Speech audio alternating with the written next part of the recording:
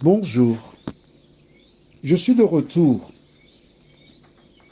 Nous lirons dans Matthieu 28, versets 18 à 20, la consigne que Jésus laissa à ses disciples. Mais avant de découvrir cette consigne, présentons-nous devant l'Éternel et recherchons sa face afin qu'il nous conduise en toute la vérité. Notre Seigneur et notre Dieu, nous venons une fois de plus devant toi pour te louer et te bénir. Merci de nous assister. Merci de nous conduire dans la vérité. Merci de nous soutenir. Et merci d'aider chaque personne à se rappeler que tu as un projet pour nous. Cet esprit, conduis-nous, nous t'en prions, au nom de Jésus et pour ta gloire éternelle. Amen. Rappelle-toi, dans le livre de Luc, chapitre 1er, l'ange Gabriel s'est adressé à Zacharie. Et je lis au verset 13. Mais l'ange lui dit, ne crains point, Zacharie. Toujours au même chapitre 1er, le même ange Gabriel s'est rendu au domicile de Marie. D'accord? Il entra et lui dit au verset 28, l'ange entra chez elle et dit, je te salue, toi à qui une grâce a été faite. Le Seigneur est avec toi. Tu vois bien que Marie était chez elle. Elle n'était pas chez Joseph. Hein? Quand l'ange s'est approché pour transmettre la mission à remplir, il lui a dit, le Seigneur est avec toi. Selon les écrits de la Bible, Marie n'a pas eu d'altercation nulle part. On a parlé de personnes qui l'ont maltraité, qui l'ont rembourré, etc. Non. Jusqu'à la croix, après, elle a disparu des radars. C'est-à-dire qu'on n'a pas de récit. En dehors du fait que la Bible déclare que Jean l'a prise chez lui jusqu'à sa mort. D'accord? Mais ce que je voulais que tu retiennes, c'est qu'ensuite, le même ange lui a dit, au verset 30, ne crains point. Toutes les personnes que Dieu appelle, il leur donne ce même message. Ne crains point. N'aie pas peur. Est-ce que c'est clair pour toi? Il te rassure. Or, la question que j'ai envie de te poser, pourquoi as-tu peur de tenir la main de Jésus alors qu'il te dit ne crains point? Tu as une réponse pour moi? Allez, je t'en prie. C'est toi que je parle. Maïodine, c'est toi. Le poulet est bon. Ne crains point, a dit Jésus. Le texte du jour, c'est Matthieu 28, les versets 18 à 20. Jésus s'apprête à laisser la terre. Il est en compagnie de ses disciples et il leur donne une mission que nous trouvons dans Matthieu chapitre 28, les versets 18 à 20. Nous lisons ces versets juste pour que tu sois rassuré. Lisons, versets 18 à 20. Jésus, s'étant approché, leur parla ainsi.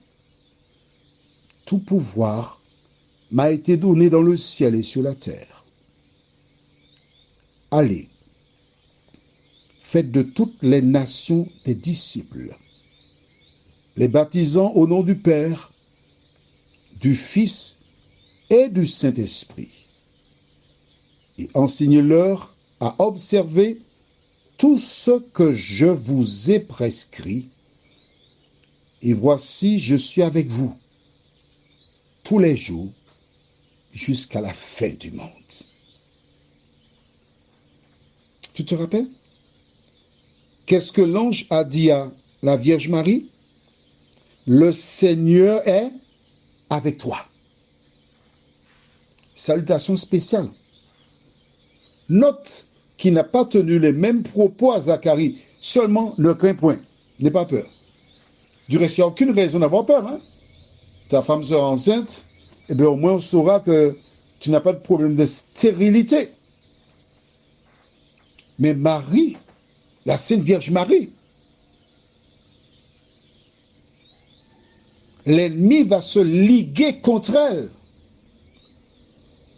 Quand l'ange lui dit que tu as été sélectionné, l'ennemi fera tout pour que l'enfant ne viendra pas au monde. Mais oui. Et c'est pour cela que l'ange la rassure en lui disant, le Seigneur est avec toi. Lorsque Jésus viendra au monde, le Seigneur continuera à veiller sur lui, mais il a rempli sa mission vis-à-vis de Marie. Au terme des 33 ans et demi passés sur terre, Jésus s'apprête à laisser la suite à ses disciples pour la gestion.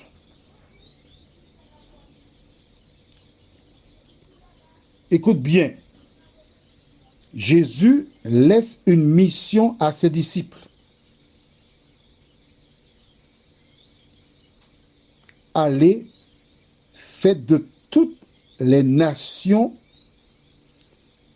des disciples. La seule mission des serviteurs de Jésus, c'est de faire de toutes les nations des disciples. Qu'est-ce que cela veut dire? Des femmes et des hommes qui acceptent Jésus pour sauveur personnel. Et une fois qu'elles ont répondu à cet appel, qu'elles ont été baptisées. Alors, on rappelle, hein, dans Marc 16, 16, j'ouvre une petite parenthèse, une toute petite. Marc 16, 16, on va lire ça, oui, il faut qu'on lise ça parce que il faut que tu comprennes quand même quelque chose, puisqu'il a parlé de baptême ici. C'est juste là. Hein? Marc 16, verset 16 déclare, « Celui qui croira et qui sera baptisé sera sauvé, mais celui qui ne croira pas sera condamné. » Il n'a pas été dit d'être baptisé et puis après tu vas croire. Non. Tu signes un contrat quand tu as parcouru, quand tu as accepté le contrat, tu signes après. Du reste, on retourne dans Matthieu 28. Jésus dit, « Allez, faites de toutes les nations des disciples, les baptisant au nom du Père, du Fils et du Saint-Esprit. » Quand tu prends un dictionnaire, tu cherches la définition de baptême. Ça vient du grec. Bon, je ne vais pas te parler du grec. On reste le français, d'accord? Ça veut dire plonger, immerger, entrer dans l'eau et sortir de l'eau. D'accord? Et Jésus dit à ses disciples, « Je suis avec vous tous les jours jusqu'à la fin du monde. » La même promesse qui fut donnée à Marie, les disciples l'ont reçue. Ils n'ont pas de quoi avoir peur. Toi qui écoutes les audios depuis un moment, tu n'as pas à avoir peur. Tu as une seule chose à faire, accepter Jésus dans ta vie. Prions. Notre Seigneur et notre Dieu, nous te bénissons, nous te louons, nous t'exaltons, parce que tu nous as permis d'avancer dans la connaissance de la parole. Merci Seigneur pour le Saint-Esprit qui nous conduit. Toutes les personnes qui acceptent Jésus ont la même promesse faite à la Sainte Vierge Marie, le Seigneur est avec toi. Seigneur, nous avons vu comment elle a été bénie. De nous aider à nous accaparer de ta promesse, nous aussi, à nous donner à toi, tandis qu'il en est encore temps. De telle sorte que lorsque tu paraîtras dans le ciel un jour, nous ayons la vie éternelle, nous t'en prions. Au nom de Jésus et pour ta gloire éternelle. Amen. Je te souhaite une bonne journée sous le regard de Dieu. Et n'oublie pas, le Seigneur est avec toi. Alors, de quoi peux-tu avoir peur?